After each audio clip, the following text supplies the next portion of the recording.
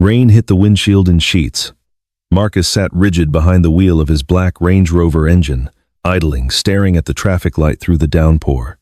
The kind of Tuesday evening where you just want to get home, where you don't want surprises, where everything is supposed to be ordinary. And then he looked left. She was crouched against the low wall, in front of a pharmacy on West End Avenue.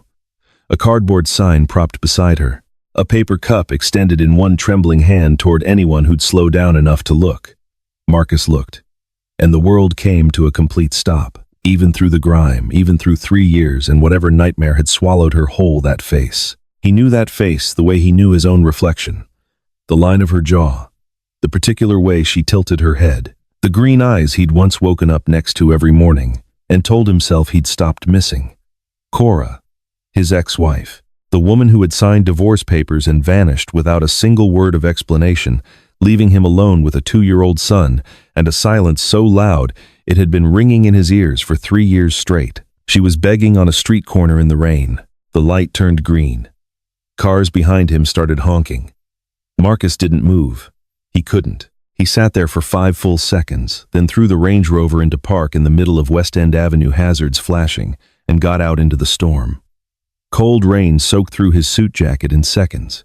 He barely noticed. He crossed the lane divider, dodging a horn blast from a passing pickup, and stepped up onto the sidewalk. Up close, she looked worse than the distance had allowed him to believe. Her clothes were at least 2 sizes too big. Her face was hollow and the cheeks pale with something deeper than cold. The cup in her hand rattled against the pavement because her hands wouldn't stop shaking. Cora! Her head snapped up. What crossed her face wasn't relief. It wasn't even surprise. It was terror, raw and immediate, like a person who has been running and just heard footsteps catching up. She scrambled backward, knocking the cup over. Coins hit the wet concrete and scattered. "No," she whispered. Her voice came out cracked and strange, like something that hadn't been used much lately. "No, please. I'll go. I'll go right now." Her legs gave out. Marcus was already moving. He caught her before she hit the ground. She weighed almost nothing, the kind of nothing that tells you a story without needing words. "It's me," he said quietly. He kept his voice low and steady, the way you talk to something frightened. "It's Marcus. You're not in trouble. You're okay." Recognition moved across her face. Then something worse than fear settled in behind it. Shame. "I'm sorry," she breathed. "I'm so sorry. I'll go. When did you last eat?" She didn't answer. Her eyes had gone distant, fixed on some point past his shoulder. She flinched when he shifted his grip on her arm. Marcus made a decision the way he made every decision, quickly and without second-guessing it. He lifted her carefully and walked her back to the car. She didn't fight him. She just stared straight ahead, like she'd gone somewhere else, inside herself, somewhere quieter and safer than this wet street in Nashville. He settled her into the passenger seat, turned heat all the way up, pulled back into traffic. She didn't say a word for the entire 5-minute drive to Belle Meade. His mind ran at full speed the whole way. What was he doing? She left him. She walked out and made it look like she'd found someone else, filed the divorce papers, gone before he could ask a single question. He'd spent 3 years building the company into something worth north of $400 million, raising Theo alone, with the help of a daytime nanny, and convincing himself, genuinely convincing himself, that the anger was almost gone. Almost. And then the anger saw her face and disappeared entirely.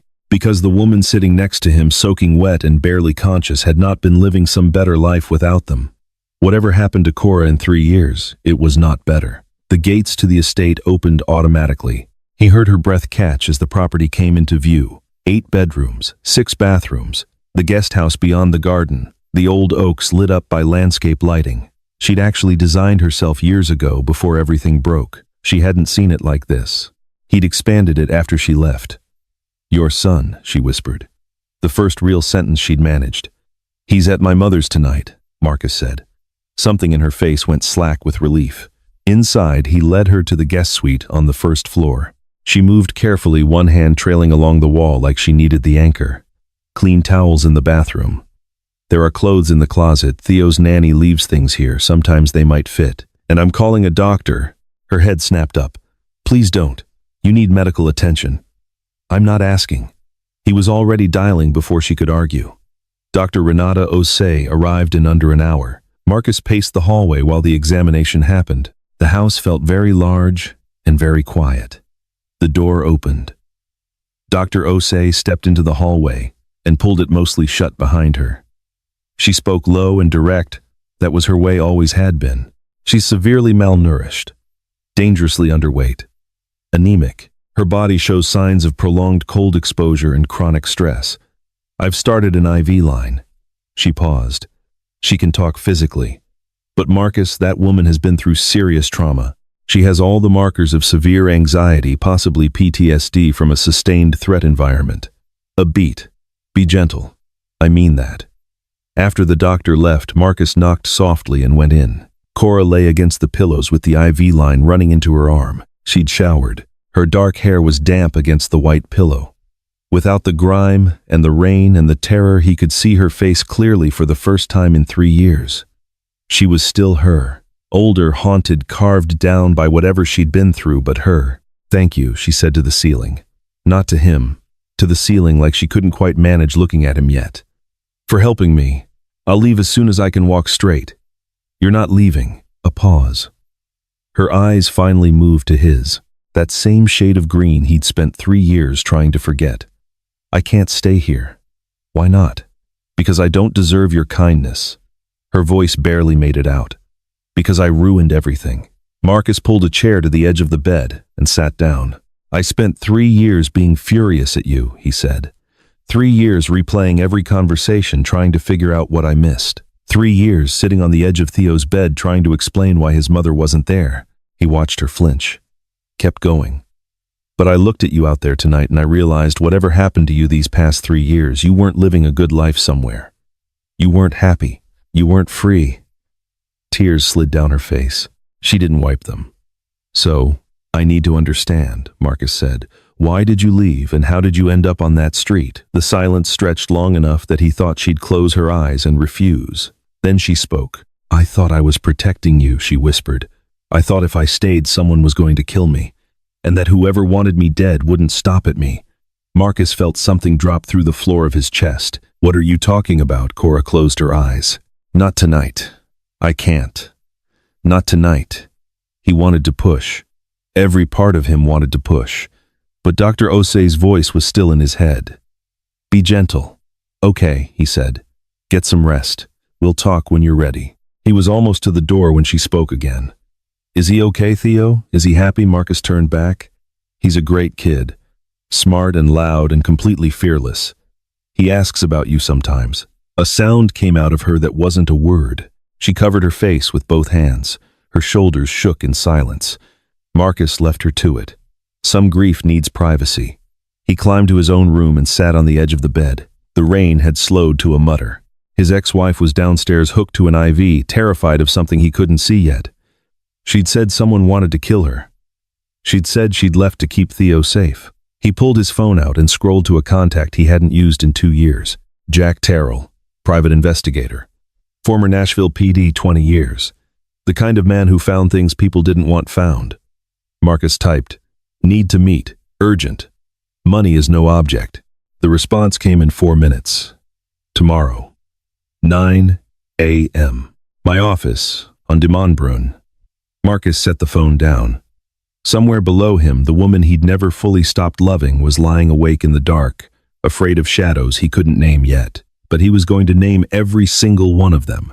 That was a promise he made to the quiet room, to himself, to the version of his family that might still exist somewhere on the other side of all this. The meeting with Jack Terrell ran 45 minutes. Marcus laid out everything he had, which wasn't much.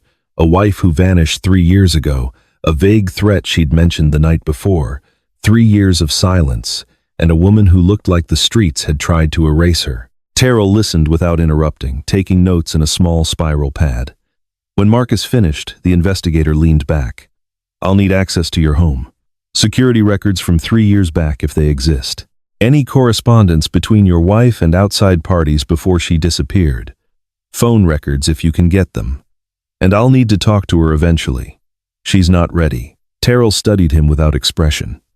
Mr. Hale, if someone threatened your wife badly enough that she disappeared for 3 years, rather than tell you that threat may still be active now that she's back. Time isn't your friend here. Give me a week before you push her. If she feels cornered, she'll run. I know her. A long pause. Then Terrell closed the notebook. 1 week. When Marcus got home, Dr. Osei was in the kitchen finishing her notes. She ate some broth this morning, Renata said. Small amount. It's a beginning. Physically, she should be able to move around by tomorrow. Mentally, she shook her head. That's going to be a much longer road. I prescribed something for the anxiety. She refused it. Why? She said she needs to stay alert. Renata met his eyes. Whatever she's been running from, in her mind, it's still out there. After the doctor left, Marcus stood outside the guest room door for a moment, then knocked. Cora was sitting by the window, a blanket pulled around her shoulders, watching the garden. She'd pulled her hair back loosely. The morning light was kind to her in a way the rain had not been. How are you feeling? Better, she said. A pause. Thank you. For everything. Marcus sat across from her. Theo comes home tomorrow. I need to figure out what to tell him. Something moved across her face, pain, longing, and something underneath both of those that looked like terror. Tell him I'm someone you're helping. A friend. He won't remember me anyway. He was only 2. He asks about you, Marcus said. Not constantly. But he asks where you went, why you left. He stopped. If I loved him, she finished. The words landed in the room like stones. I love him more than anything I've ever loved, Cora said. Her voice didn't shake. It was the steadiest she'd sounded. That's exactly why I left. The next few days settled into something fragile. Cora grew stronger in small increments. She could walk without holding the wall. She ate full meals. Color came back to her face in gradual degrees. But she moved through the house like someone who'd learned the hard way that safety is temporary, always choosing the chair with her, back to the wall, always facing the door, always tracking where the exits were. Doors slamming made her freeze. A phone ringing in another room made her breath go short. Marcus noticed all of it and said nothing. He just made sure the house was quiet when it could be quiet. Theo came home Sunday afternoon in a cloud of energy and non-stop commentary about the animated movie his grandmother had subjected him to 3 times in a row. Dad, can we go to Centennial? Grandma said if I asked nicely. He stopped walking. He was staring at Cora, who had appeared in the hallway and gone completely still. Theo, Marcus said carefully, this is Cora. She's staying with us for a little while. She needed some help. Theo tilted his head the way he did when he was filing information. What kind of help? She's been sick, Marcus said. So we're taking care of her while she gets better. Theo processed this for exactly 2 seconds. Okay. He looked at Cora with the calm openness of a child who hasn't yet learned suspicion. I'm Theo. I know, Cora said softly. Her voice almost broke on the second word. Can we still go to Centennial? Theo asked Marcus. They were gone for 2 hours. When they returned, Cora's door was closed. Marcus put Theo to bed after dinner and came back downstairs. He poured 2 fingers of bourbon and stood at the window watching the garden lights catch the leaves, footsteps in the hallway. Cora stood in the doorway, in an oversized cardigan, eyes red-rimmed. I watched from the window when you put him to bed. Her voice was barely there. He's so big. Marcus said nothing, just waited. I need to tell you what happened, Cora said. I need you to understand it. All of it. She moved to the couch and sat down, pulled her knees up. Marcus took the chair across the room and let her take her time. 3 years ago, she began. Theo was 2. You were in the middle of the Meridian Tower deal. You were at the office before he woke up and home after he was asleep. I'm not saying that as an accusation. I understood it. That deal was going to change everything for us. Marcus remembered. It had. I started getting letters. Her voice dropped. Anonymous. No return address. Slipped through the mail slot sometimes. Once someone pushed one under the front door at 3 in the morning. I woke up and found it on the floor. What did they say? Leave Marcus or die? She said it flat and quiet. Different words each time. Same message. Over and over for weeks. A pause. At first I told myself it was some unhinged person. A prank. But then I started noticing things. A car parked across from our house on Shelby Avenue that was there every morning when I left and gone before you got home. Footsteps behind me in the Shelby Bottoms trail, close, deliberate. A feeling I couldn't shake. Why didn't you tell me? She looked at him. I tried. Remember the Tuesday I called you and said we needed to talk? You were walking into a contractor meeting. You said you'd call back in an hour. You called back at 11:30 that night. Marcus's jaw tightened. He did remember. He'd told himself it was nothing. I tried twice more, Cora said. I couldn't get a full sentence out before something pulled you away. And I kept thinking, what am I going to say? I'm getting scary mail and a car I can't identify is following me, and I feel like I'm being watched. Without proof, she shook her head. You would have tried to help. I know you would have. But I also know that when I told you I was scared of something I couldn't show you, part of you would have wondered if I was being irrational. He wanted to argue. He opened his mouth to argue, but he'd been absent in ways he hadn't admitted to himself until this moment, and she was watching him with eyes that had seen too much to accept a comfortable lie. Then one night, she continued, I woke up and the window in our bedroom was open. The double lock I'd installed myself. Open. And there were muddy marks on the outside sill. She pressed her lips together. You were in Atlanta for 4 days. I didn't tell you because I thought I was telling myself I was paranoid. Hormones. Anxiety. New mother too much alone time. And then it happened. Then it happened. Her voice went very quiet. I was crossing Woodland Street, middle of the day, bright sunny kids on the sidewalk a block away. I checked both ways. I stepped into the crosswalk, and a car came out of nowhere on my left. It didn't swerve. It didn't brake. It aimed at me, Marcus. The driver aimed the car at me on purpose. His hands had gone white on the armrests. The accident, he said. You told me it was a hit and run. You were in the hospital for 4 days. You said the car came out of a blind spot. It wasn't an accident. And there was no blind spot. The car was parked. It waited for me to step off the curb and it accelerated. Theo. I was 7 months pregnant. She looked at the floor. The doctors said it was a miracle. They said another few seconds and she stopped. Started again. After that, I couldn't think clearly. I was terrified every hour of every day. And I kept coming back to the same question. Who hates me enough to do this? Who hates me enough to want me dead? The room was very still. And I kept landing on the same answer, Cora said.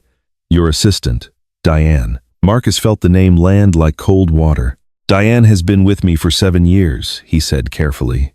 I know how it sounds. But think about it. The letters started 2 months after you promoted her to executive assistant. She was the only person who knew your schedule well enough to know when you'd be away for days at a time. She knew our address. She'd been to the house. Cora's voice stayed level, and she never liked me. She was never openly rude. She was too smart for that. But every time I came to your office, she looked at me like I was something that had gotten in by mistake. That's not evidence, Marcus said. That's a feeling. I know. Cora finally looked up at him. That's exactly the problem. I had no proof. No fingerprints on the letters, no plate number on the car, no witnesses who saw anything useful. Just a feeling and a pattern, and the absolutely certain knowledge that if I stayed, whoever was doing this would finish the job. She exhaled. So, I made a choice. A terrible, wrong, devastating choice. You made it look like you wanted out. I made it look like I'd found someone else. I thought if you believed I'd left for another man, you'd be angry, but you'd move on. You'd have a reason to move on. And whoever was trying to kill me would have no more reason to, because I'd already be gone. You were protecting Theo. I was protecting all 3 of you, and I was so terrified I couldn't see straight. Her voice broke for the first time. I lived in shelters. I took cash jobs when I could find them. I couldn't use my real name, couldn't apply for anything that required ID because I was afraid of being found, not by the person who wanted me dead. She stopped, swallowed. By you. I was afraid you'd find me and bring me back, and whoever it was would try again, and this time they'd make sure no one survived. Silence. Marcus sat with it for a long time. I'm going to find who did this, he said finally. His voice was very quiet and very certain. And they're going to answer for every single day of those 3 years. Cora shook her head. It was 3 years ago. There's nothing left to find. There's always something left to find. The next morning, Marcus drove out to the old East Nashville Craftsman on Shelby Avenue.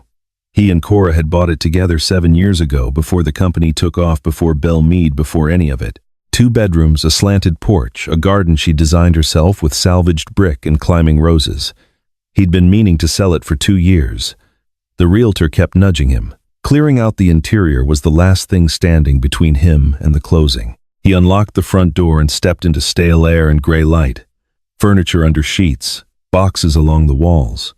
the particular silence of a house that knows it's been abandoned. He started in the back bedroom, his old office. Filing cabinet still there, a few boxes of early company documents. He worked methodically, moving things aside, checking corners. It was behind the built-in bookshelf in the small study. A watercolor sketchbook wedged in the gap between the shelf and the wall. Dark navy cover her initials embossed in the lower right corner. He knew it, she'd carried it everywhere when they first met. She sketched landscapes in it, pressed dried flowers between the pages, used it as part diary and part visual journal. He brought it to the window and opened it. Between pages 40 and 41 folded neatly a letter, block letters in black marker. He belongs with someone worthy of him. You are not that. Leave or this is the last warning. More letters pressed deeper in the book. 7 total. Escalating. The last one was a single line, I gave you every chance. And taped to the inside back cover a small flash drive with a strip of masking tape labeled in Cora's handwriting, front cam plus side cam backup. The date written below was 3 days before she disappeared.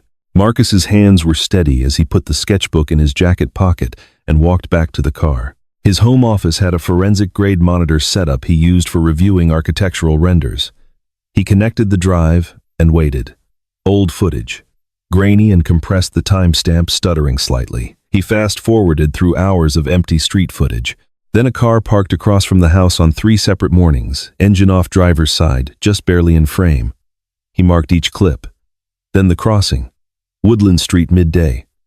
Bright and ordinary. Cora stepping off the curb. A dark sedan pulling out from a parked position 30 feet up the block. Not a near miss, not a failure to see, accelerating directly toward her. The impact. Cora going down hard. The car disappearing around the corner. Marcus stopped breathing. He zoomed into the driver's window frame by frame. The quality was poor. But enough. Female. Dark hair pulled back. And in the moment before the car turned the corner, her right hand moved across the steering wheel, and for exactly 3 frames it came close enough to the window that the scar on the back of her hand was visible. A curved scar, pale against tanned skin. About 2 inches long, following the line of the middle knuckle. Marcus had asked about that scar once. Years ago, late in the office on a Friday evening, when he and Diane were finishing the contracts for a hotel acquisition in Memphis. She'd laughed and said she'd grabbed a hot oven rack as a teenager. Careless, she'd called herself. He'd thought nothing of it. He thought about it now. He called Jack Terrell. I found something. I need you here tonight. Terrell arrived at 9. Marcus walked him through the footage twice. The investigator watched in silence, then leaned back. That's Diane Voss. Yes. You're certain about the scar, completely. Terrell was quiet for a moment. She doesn't know you found this. No. As far as Diane knows, I've taken in a former friend who was homeless. I haven't told her who Cora is. Has she seen her? Not yet. Terrell nodded slowly. Then here's what we do. We make sure she does. We let Diane know exactly who's staying in this house, and we watch what happens next. He met Marcus's eyes. We'll need microphones. Every room your ex-wife might be in. And your security team needs to let Diane onto the property when she comes, because she will come. The plan came together in 48 hours. Hidden audio in the living room, the kitchen, the front entrance. Marcus's security team briefed and standing by. Jack Terrell and a Nashville PD contact someone Terrell trusted, ready to move on a signal. Then Marcus made a single phone call to the office. He mentioned casually in the middle of a conversation about a zoning variance that his ex-wife had turned up after years away. That she'd been living rough. That he'd brought her home because she was Theo's mother and he couldn't just leave her on a sidewalk. Diane's response was smooth as polished marble. That's very good of you, Marcus. I'm sure it must be complicated having her back after everything she put you through. It is. But she needs help. Of course. You've always had a good heart. A small pause. I hope she appreciates it. 2 days later, Diane appeared at the front gate with a basket. Marcus answered the door himself. She was smiling, warm and familiar the way she'd been for 7 years, the smile he'd trusted through 100 high-stakes negotiations. I thought you and your guest might want a home-cooked meal, she said. I made that chicken soup you like and a fresh loaf. And I brought coffee, the good beans, the Ethiopian ones you love. I know you've been under a lot of stress. That's thoughtful. Come in. He led her to the living room and excused himself to get Cora. In the guest room, he found Cora on the edge of the bed, hands folded in her lap. "Diane Voss is in the living room," he said quietly. Cora's face went the color of paper. "I know," he said before she could speak. "I know what she is. I have proof. I need you to come downstairs and act normal for about 10 minutes. I'll be in the room the entire time. You're not in any danger." A long moment. "Trust me," Marcus said. Something in Cora's expression shifted. Old trust, tested by 3 years of absence, finding its footing. "Okay." They returned to the living room together. Diane was standing by the window, arranging cups on the coffee table. She turned at the sound of their footsteps, and her smile stayed perfectly in place except for the fraction of a second when her eyes found Cora's face, and something cold passed behind them, like a cloud across a clear sky. "Cora," she said pleasantly, "I'm so glad you're doing better. Marcus has spoken of you often over the years." "Thank you for coming," Cora said softly. Diane moved to the basket. "I brought coffee, fresh press, it'll only take a moment." She had her back turned while she arranged things on the table. Marcus watched her hands, watched the slight movement, the small plastic vial, the way she palmed something, and kept moving without breaking the rhythm of her actions. She turned back and set 3 cups down. "This one's for you," she said to Cora with a warm smile, sliding a cup across the table. "I added a little cinnamon. I remember you used to like it." Cora reached for the cup. "Actually," Marcus said, stepping forward and picking it up before her fingers closed around it, "why don't we switch? I've been running on 3 hours of sleep. I need it more." He held Cora's cup out to Diane and picked up Diane's for himself. Diane's smile didn't move, but her eyes did. Something behind them went very, very still. "Oh, that's really not, I insist." Marcus met her gaze. "Drink it." The silence in the room changed texture. Diane looked at him for a long moment, then she looked at Cora, then back at Marcus. And whatever calculation she ran in those 3 seconds told her what she needed to know, because the mask came off. Not all at once. Like watching ice crack from the center outward. "You found something," she said. "Security footage from 3 years ago." Marcus kept his voice even. "The crossing on Woodland Street, the car, the scar on your hand." Cora made a small involuntary sound. Diane set the cup down carefully. Her movements were deliberate now, unhurried, the actions of someone who'd decided something. "And the letters," she asked, "pressed inside a sketchbook in our old house. Cora had saved them." He paused. "All 7. Diane was quiet for a moment. Then she laughed, a short, brittle sound like something snapping. "You want me to apologize," she said. "That's what this is." "I want to understand," Marcus said. 7 years, Diane. 7 years I trusted you completely. Why?" She turned to look at him, and what was in her face was not the expression of a person who had lost. It was the expression of a person who had always believed something absolutely, and is only now being told the world didn't agree. "Because I loved you," she said, simply, without drama. "I have loved you since the first month I worked for you. You were the most extraordinary person I'd ever been close to. Your focus, your ambition, the way you built things from nothing. I understood you in ways people around you never did. I was there for every deal, every crisis, every late night. I built my entire life around being the person you needed." She glanced at Cora. Something ugly moved across her face. And then there was her, a landscape architect who sketched flowers and left her paints on the kitchen table. She didn't understand your world. She couldn't keep up with you. She was soft where you needed someone who could handle what your life actually required. Her voice stayed measured, almost clinical. "I watched you make yourself smaller around her. Watched you choose Friday nights home over deals that needed you. She was pulling you backward, and you couldn't see it. So you tried to kill her," Marcus said. "You terrorized a pregnant woman for months, and then you drove a car into her at a crosswalk." "I wanted her gone," Diane said. "I didn't particularly care how." Cora had both hands pressed flat on her thighs. She wasn't shaking. She was very, very still. "And the coffee?" Marcus asked. Diane lifted her chin slightly. "Enough to make her ill. Put her in the hospital for a few days. Give you a reason to feel responsible, to feel like having her back was more trouble than it was worth." She paused. "It wasn't violent. It was practical." "She has a 5-year-old son," Marcus said. "She has a child who grew up without his mother because you decided you were owed something you were never promised." For just a moment, something flickered in Diane's expression.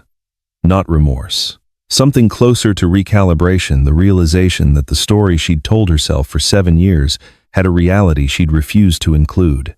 The front door opened. Jack Terrell came in with 2 Nashville PD officers behind him. They'd been listening through the audio feed from Terrell's car in the driveway. Diane turned to look at them. She didn't run. She didn't argue. She extended her wrists with the composure of someone who had decided this was simply the next step in a sequence. As they walked her toward the door, she looked back at Marcus one last time. "I genuinely believed I was doing what was right for you," she said. "I know you don't believe that, but it's true." Then she was gone. The sound of the front door closing was enormous. Cora slid off the couch and sat on the floor back against it. Her knees were against her chest.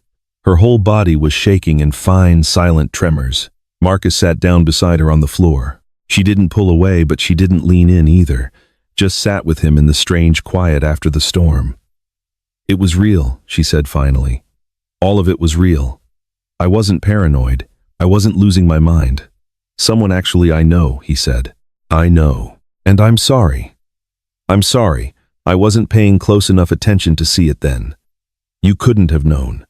I should have made time when you tried to tell me." She didn't argue with that. Dr. Osei arrived within the hour summoned by Marcus's call. She gave Cora something for the shock, mild, she said, but enough to let her body stop running. When Cora finally stilled and closed her eyes, Marcus stood in the hallway with the doctor. "She's not okay," he said. "No," Renata said. "She's not, and she won't be for a while. That woman needs sustained trauma therapy, a real program, not occasional sessions. She spent 3 years in survival mode, and she just had it confirmed that everything she feared was real. Her nervous system is going to take time to relearn that she's safe." A pause. "She can stay here, as long as she needs. Then make sure she has consistency, routine, and the space to process this at her own speed." Renata looked at him directly. "Don't rush her toward being okay because it would make things easier for you." He heard what she was really saying. "I won't," he said. That night, Marcus sat alone in his home office. Proof found, confession recorded, Diane Voss in custody and on her way to being charged with assault, with intent, reckless endangerment, criminal threatening, and 1 count of attempted poisoning. He'd done everything right. So why did the house feel emptier than before? Because truth is not the same as healing, and catching the person responsible doesn't give back a single day of the 3 years that were taken. The weeks that followed moved in small increments. Cora started therapy 3 sessions a week with a trauma specialist in Green Hills. She took the medication she'd been offered and hated needing. She walked the garden paths each morning, sometimes for an hour, always moving like someone who needed to prove the ground was still there. Theo asked about her constantly. Why didn't the lady eat dinner with them? Could he show her his drawings? Marcus said yes to the drawings. He'd take Theo over to the guest house after school and they'd sit together, Theo spreading his latest artwork across the coffee table, narrating each one with the authority of a museum curator. Cora listening with her hands folded, in her lap. She smiled at him. The smiles were careful, at first measured, like she was rationing something she wasn't sure she had enough of. But they were there. One evening, Theo fell asleep mid-explanation about a drawing of a horse that was also somehow a spaceship. Marcus carried him back to the main house, settled him in bed, and returned to find Cora standing by the guest house window with tears running silently down her face. I don't know how to be his mother, she said. I missed everything. His first day of school, learning to read. I'm a stranger to him. He doesn't know it yet because he's 5 and he's kind, but I am. You're here now. Is that enough? Or am I just making things harder for him? He has a father who knows how to take care of him. He has a routine, a life. Don't say you should leave again. A long pause. It still feels like running, she said. Just different. Running into staying instead of running out of it. He had no clean answer for that. Because she wasn't wrong. They were living separate lives under the same property, close enough to see each other and too far apart to be real. The next evening, Marcus knocked on the guest house door. Have dinner with us tomorrow? In the main house. At the table. Cora started shaking her head. Please. Theo's been asking, and I think he stopped. Tried again. I think we've been careful long enough. Careful isn't the same as healing. She came to the front door at exactly 6 the next evening, in a simple blue dress he hadn't seen in years. Theo shouted her name from the second-floor landing and came thundering down the stairs in his socks. Marcus had made pasta, nothing elaborate. But the three of them sat at the dining table together, Theo narrating the events of his school day at full volume, Cora listening with both hands wrapped around her water glass. She laughed once, a real one, surprised out of her by something Theo said about his teacher's very strong feelings about crayons, and it changed the whole room. Marcus felt something shift in his chest, something that had been holding itself very carefully for a very long time. After dinner, Theo asked Cora if she wanted to see his room. She looked at Marcus, a quick, uncertain glance. "Go," he said. He sat alone at the cleared table and listened to Theo's voice upstairs explaining his toy organization system with the seriousness it apparently deserved, and Cora's voice asking questions. And Theo's laugh. For the first time in a long time, the house sounded like a home. They made it a routine. Dinner twice a week, then 3 times, then most nights. Cora began to move through the main house like she belonged there, tentative at first, then gradually less so. She helped Theo with his reading homework, which he resisted theatrically and then secretly loved. She started painting again in the guest house, small watercolors at first, then larger canvases she propped against every available surface. Marcus found himself inventing reasons to talk to her, asking her opinion on a development project's landscape design, showing her something Theo had drawn at school, standing in the kitchen at the same time on purpose and pretending it was an accident. One night, 3 months after that first dinner, they sat in the living room after Theo was in bed, coffee going cold on the table, rain hitting the windows, the first real storm since the night Marcus had found her. "I talked to my lawyer this week," Cora said, "about custody. I want to make it official that I'm Theo's mother, that I have legal standing." "I'll have my lawyer draw up whatever you need," Marcus said. "Joint custody. Full access. Whatever makes sense for him. Thank you." A pause. "For not giving up on me. Even when I'd given up on, I never gave up," he said. She looked at him. "I was angry," he said. "I was in pain for 3 years. But I never," he stopped. The word he'd been about to say felt very large in the room. Never. What Cora asked. A crack of thunder split the air. Cora was on her feet instantly. The coffee cup hit the edge of the table and went over. She backed against the wall and Marcus could see it happening. The present sliding away from her, replaced by something from 3 years ago, from 7 months ago, from Woodland Street, on a sunny Tuesday morning. "Cora," he crossed to her slowly. "Look at me. It's thunder. You're in the house. You're safe." She shook her head. Tears spilled down her face. Her breathing was wrong, fast and shallow, and nowhere near here. "I can't do this," she said. "I thought I could. I've been trying so hard to believe I can do this, but I can't. I'm going to hurt him. I'm going to hurt Theo. I ruin everything I did." "That is not true," Marcus said firmly. Not loud. Firm. "Look at me. That is not true. I left my baby. I abandoned my 2-year-old son. What kind of person? A terrified one. A person who thought she was saving his life." He held her shoulders, not tightly, but steadily.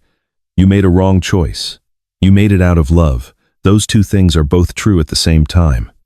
The damage is done. Then we deal with the damage. Together. That's all." He pulled her gently toward him and she resisted for a moment before collapsing against his chest like something that had been holding its own weight for too long. "You don't have to carry all of this alone. You never did. That was the mistake we both made. You thought you had to protect everyone by yourself, and I was too absorbed in building things to notice you were drowning." Her hands gripped the front of his shirt. "I'm so tired," she said. "I am so tired of being afraid, of feeling broken, of waiting to feel like myself again." "Then stop trying to get back to who you were," he said. "That person went through something. She's different now. That's not failure. That's just true." A pause. "Just be here. Present. That's enough for tonight." They stood in the rain-dark garden for a long time. The thunder moved away. Her breathing steadied. Eventually she looked up at him, eyes swollen and red, and there was something in her face he hadn't seen in 3 years, something that looked like the decision to stay. "I never stopped," she said. "Loving you. Through all of it, all the fear and the grief and the years of running. I never once stopped." Marcus exhaled. "I tried to," he said quietly. "I really tried. But I couldn't manage it. A beat. I gave up trying about a year in." She laughed, a short, wet sound. "What do we do now? We start over. Not from where we were, from where we are." She reached up and touched his face with trembling fingers. He kissed her, then soft and unhurried, like something returned from a place he'd thought it would never come back from. She kissed him back with 3 years of longing and relief, and something that felt like the first day of something new. When they finally went inside, soaking wet and exhausted, Theo was sitting on the bottom stair in his pajamas, with his hair sticking up in 4 directions. "Why are you all wet?" Cora knelt down in front of him. "I had a bad dream. Your dad helped me feel better." Theo considered this with great seriousness. "I have bad dreams too sometimes." He wrapped his arms around her neck. "Hugs help. Dad told me that." Cora held him tight. She cried silently into his shoulder. Marcus stood in the hallway and watched his family begin to piece itself back together, one moment at a time, small and imperfect and more real than anything he'd built in 3 years of trying to fill the space they'd left. The healing wasn't a straight line. There were bad nights and better mornings. Panic attacks that came without warning and passed slowly. Therapy sessions that left Cora exhausted, and sessions that seemed to open doors she'd kept nailed shut. Moments where she'd go still and distant in the middle of an ordinary afternoon, and Marcus learned to sit with her in those moments without trying to fix them. Cora moved into the main house 6 weeks later. She took the bedroom down the hall, her own space close but not merged. They went to therapy together twice a month, a separate session from her individual work, learning to say hard things clearly and hear them without running. Marcus cut back his hours. Not dramatically. Enough. Cora started painting seriously large canvases of Tennessee landscapes, green and gold, and the particular blue of the sky above the Cumberland. She sold 3 pieces through a gallery in the Gulch without telling Marcus and came home one evening glowing with something that looked like herself. They built a new life from the wreckage of the old one, not identical to what they'd had. Something different, something that had been tested and still chose itself. 4 months later, on a Saturday morning in late April, when the dogwoods were doing something almost unbearably beautiful across, Theo ran ahead on the trail, narrating everything he observed about the wildlife with the confidence of a documentary host. Cora walked beside Marcus, her hand in his, and said nothing for a long stretch, just the trail and the water and the sound of Theo ahead of them. Marcus stopped at a bench near the overlook. "I have something for you," he said. Cora looked at him curiously. He pulled a small box from his jacket pocket. Inside was a simple gold band, plain and clean, nothing extravagant. Nothing like the ring he'd given her the first time, which had been chosen to impress. "I'm not asking you to marry me," he said. "Not today. You're not there yet, and neither am I, honestly. But I want you to have this as a promise that I choose you. Today, tomorrow, and every ordinary complicated day after that. No conditions." Cora stared at the ring. "You don't have to answer right now. Take as much, yes," she said. She was smiling and crying at the same time, which was its own kind of answer. "Yes," she said again. "I choose you too.